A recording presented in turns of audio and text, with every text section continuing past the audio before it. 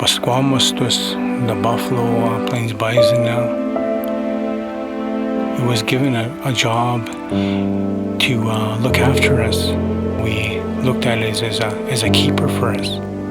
He's a very unique and spiritual animal to us.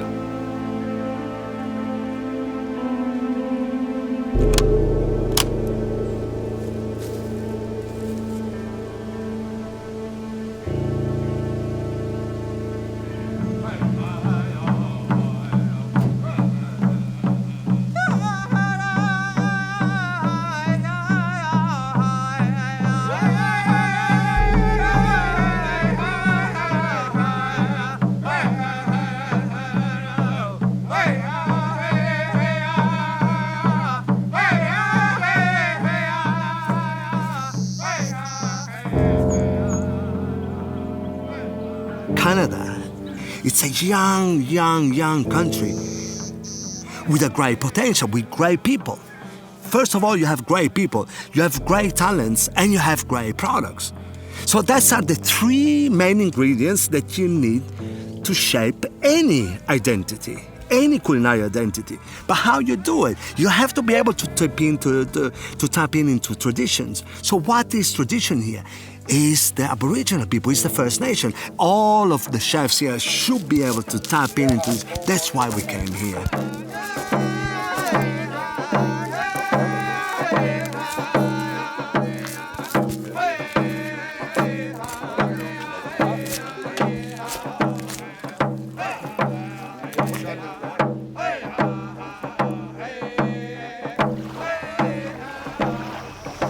And it's just pure wilderness. And this is what I want people to leave their ego and their bullshit back into the land and come in here and join together and create energy. This is what it's about. It's shaping up energy.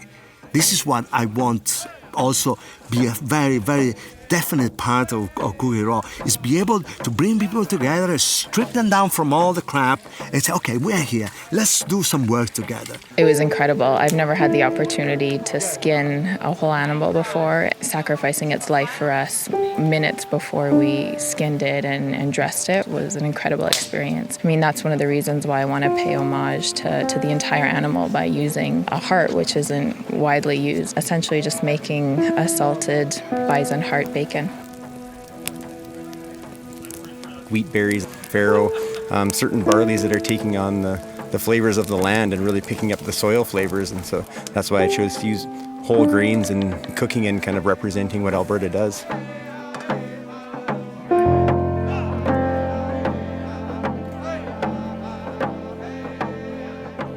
Collaborating, sharing ideas, mentoring one another, sharing knowledge is so important nowadays. There has to be kind of on the same level. There's no me teaching you, you teaching me. Let's just share that. Let's just create a beautiful flow. Today I've gone foraging and picked some rose hips. These have been dried from the wintertime. They've dehydrated into something that makes great jam, great tea. I'm working with Alberta hand-foraged watercress. It's early in the season, so one of the vegetables that we like to use and one of the things we like to explore are freshwater aquatic plants.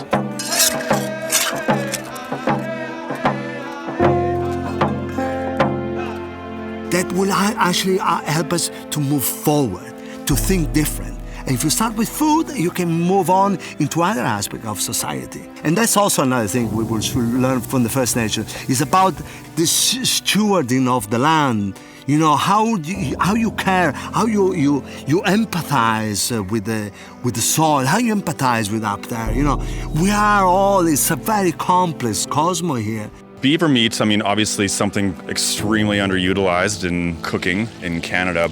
Growing up, you learn a lot about the fur trade and how important the beaver was to the pioneers. So it kind of made sense to bring something that was so important to our nation's history. The wild harvested morel mushrooms that are picked by Eric Whitehead that he actually dries on site and then he carries them back out. There's nothing like it in stores, so you know, I'm very proud that this came from our land. I'm just making some salmon pemmican. Some people make pemmican out of bison and an elk, but I decided just to dry this, and it takes about 4 or 5 days to dry the salmon sides. And I don't use any salt or anything. It's just a natural drying in the wind. And then you can pack it and kind of eat it as like a natural protein bar. The fact that you're there, you sweat together, you are close to one another, we need more of this. We need the chef to understand more that you need to put your hands into the dirt, you have to build things. And this is how you empathize with what you do. This is how you become more respectful for the land. This is how you become more respectful for the raw ingredients that you cook every day.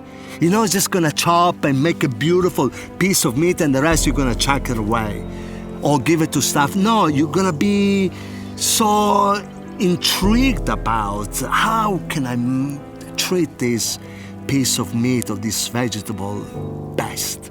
How can I do that? These are the questions that I would like the chef to start to ask themselves.